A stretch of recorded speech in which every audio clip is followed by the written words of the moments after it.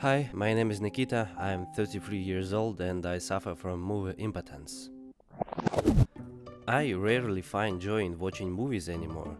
I can spend an entire evening searching for a good film and still not find one worth investing 2 hours of my time. I have instant access to virtually any movie in high quality, yet I've lost the desire to watch them.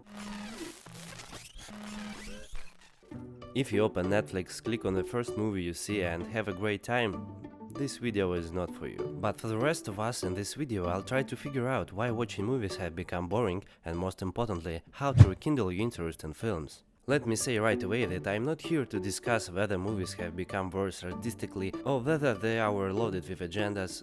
Those are subjective opinions. But there are also factual reasons for decline in interest. I did some research on this topic. If someone has studied why scientists like to lick rocks, then surely someone must have tackled in my issue too. But no, I didn't find such specific study, though I did come across something interesting. You have probably heard that we live in era of goldfish. What does that mean? A goldfish's attention span is 9 seconds, about how long it will follow your finger when you tap the side of its tank. Now, according to studies by Microsoft, the average human attention span dropped from 12 seconds in 2000 to 8 seconds by 2015, a 25% decrease. In this case, we are talking about transient involuntary attention or our reaction to stimuli. Oh, look, a helicopter. Movies don't fall under this type of attention, but it's still a foundational indicator of how we are evolving, if we can even call it evolving. The average time a person spends focused on an online video is just under 3 minutes. Chances are most of you are already bored with this video and are browsing the recommendations to decide what to switch to next. But hold on, don't waste the last 2 minutes for nothing. It's reasonable to assume that with the rise of TikTok and Shorts, those indicators are continuing to decline. According to the Washington School of Medicine, an increasing number of people suspect they have attention deficit disorder, even though they don't actually suffer from it. So, fact 1. Our attention has become harder to hold. Fact 2. Movies have become longer. The average runtime of the most popular films over the past 20 years have increased by 10 minutes, reaching 130 minutes. This is somewhat surprising considering how producers aim to maximize the commercial success of the films and reduce production costs. This not always positive trend has been highlighted by many publications, which often conclude that in the competitive landscape between studios and platforms, top directors effectively pressure producers into giving them as much time as they want. For example, Inarritu only agreed to cut 22 minutes from Bardo after its disappointing reception at the Cannes Film Festival. While big names like Nolan or Scorsese can certainly keep us in front of the screen for over 3 hours, it's fair to wonder if slightly shorter runtime might remove the hesitation of asking yourself, am I ready to commit to this film right now? So, we've realized that there are certain factors making it harder for us to enjoy even great movies. Therefore, I started looking for ways to fix this. I found numerous posts from people struggling to choose a film or lacking the desire to watch them, compiled the most frequent advice, and I also offered some of my own observations. Let's go. Let's start with the most obvious but effective solution when approached correctly. Create your own playlists.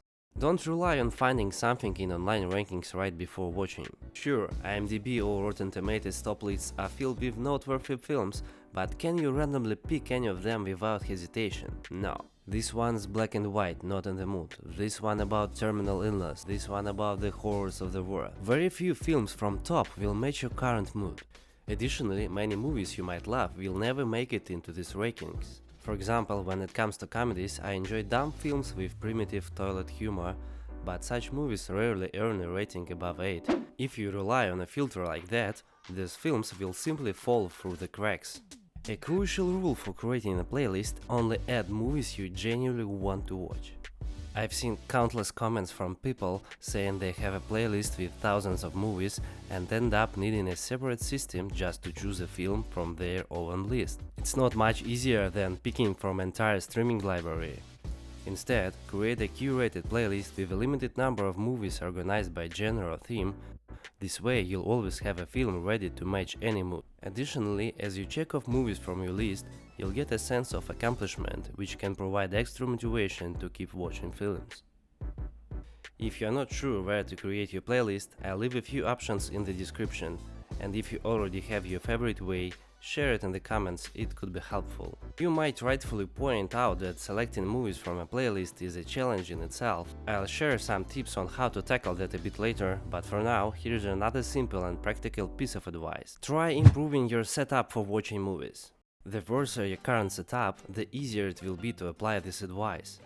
And no, the suggestion isn't that you need a giant projector with Dolby Atmos sound. Connect to a different screen, attach some speakers, or even just move your chair closer and set it straighter. Any side change will create a desire to try it out and add motivation to watch a movie. By the way, if you have Bluetooth headphones, you can connect them not just to your smartphone but also to your TV or media box and enjoy a movie with a great sound right now. It's an obvious solution, but surprisingly not many people use it.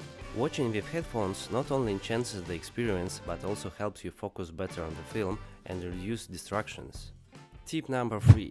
Turn movie watching into an exploration. The simplest examples are classic movies or filmography of specific director. For instance, you may have heard how famous filmmakers praise Tarkovsky but have never seen any of his films. Give it a try. Will you enjoy it? That's debatable. But the feeling that you've gained valuable new insight will compensate for the movie's direct impact on you. In case you don't like it, maybe you'll end up loving it. Pick a renowned director and watch several of his films. Compare one movie to another. What themes does he explore? Can you spot recurring motifs or observe the evolution of their style? Even a noticeably weak work can spark emotions and give you material for discussion. After all, your goal isn't just to be entertained, but also to evaluate the movie, and you'll achieve that regardless, bringing in a sense of satisfaction. A key point: it's certainly more enjoyable to engage in such exploration with a companion. It doesn't matter if they are sitting next to you on the couch or if you simply agree to watch the same movie independently. Observations become more rewarding when there is someone to share them with. At the very least, you can share your thoughts in the review or in the comments somewhere, maybe even under this video. Another specific type of exploration I recommend is diving into movies based on real events. Often, when I watch movies with my wife, she asks me why a character acted a certain way, whether it's something stupid, cruel or otherwise. This isn't right, we should split up. Yeah, good idea. She reacts emotionally to these actions and expects me to explain the character's behavior. But if you're watching a fictional story, my answer is almost always the same: the character acted that way to give the film a new twist or hook, and I find it uninteresting to discuss. However, it's a completely different experience when the movie depicts a true story. Whether it's biopic, historical drama or something based on real events, knowing that the action or event actually happened makes it far more intriguing to think about the reasons behind it. Of course, narrative films aren't documentaries and there is often a lot of distortion. But you can always look up information after watching and do a fact check. If a film inspires you to do that, it's already a win. That's essentially what I do in my video series based on true events. In short, choose something that interests you. Maybe it's the Vietnam War. Watch a couple of films on the topic. You'll definitely have something to discuss and reflect on after watching. Who knows, you might even end up reading a book. The next type of exploration isn't for everyone, but it allows you to watch absolutely any film with interest. Study movies from the perspective of filmmaking. Analyze how the screenplay is constructed, what scenes the writer chose to tell the story, and what creative decisions were made for each of those scenes. Alternatively, look at the film through the lens of the director, cinematographer or lighting team. Even if you are not familiar with the inner working of filmmaking and don't know what to focus on, reading any book on screenwriting or cinematography will be enough to get you started. You could even find a short article outlining the basic techniques and you'll immediately begin noticing them in films.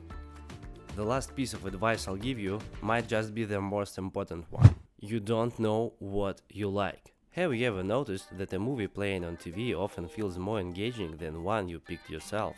Sometimes you catch a movie midway while flipping channels, or it's playing at a hair salon, maybe someone next to you on public transport is watching it, or you stumble upon a clip in short that hooks you with a scene from what seems like a mediocre movie at first glance.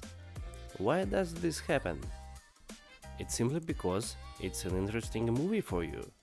Sure, it might not feature your favorite actor, have stunning visuals, or even not belong to a genre you typically enjoy, but you will like it. The thing is, you probably would never have chosen it yourself because it doesn't fit your usual criteria. The takeaway? You don't fully know what you like. Your internal filters aren't perfect. Maybe you're a hidden fan of anime or Indian films, but at some point you decided that those weren't for you. Don't always aim to find the perfect movie, give other films a chance, just start watching. Worst case, if you realize it's not for you, turning it off and starting another one is faster than wasting even more time scrolling through the library. I hope at least one of these tips helps you rediscover your love for movies. I also recommend subscribing to our channel. We share a lot of unique perspectives on cinema and uncover fascinating new contexts. This was Nikita, see you next time.